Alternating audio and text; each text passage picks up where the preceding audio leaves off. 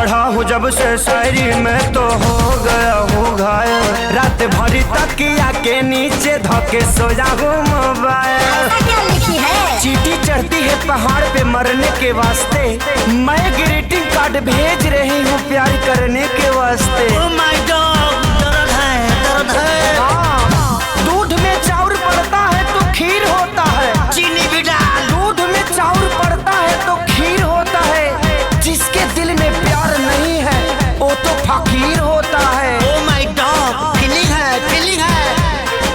बड़े दिनों के बाद उनको याद आया है, लकी है। बड़े दिनों के बाद उनको याद आया है। लभार का हो लभार का, लभार का ग्रीटिंग कार्ड आया है, लभार का ग्रीटिंग कार्ड आया है।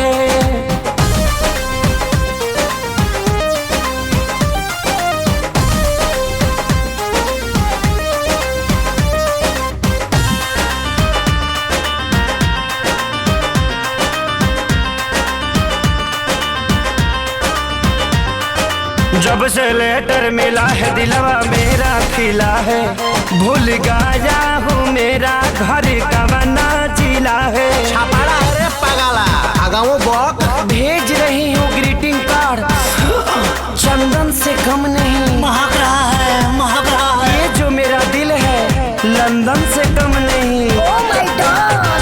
चांदनी चांद से होती है सितारों से नहीं, मैं तो सिर्फ आपसे मोहब्बत करती हूँ जानू, हजारों से नहीं। Oh my God, मार ही डाला रे।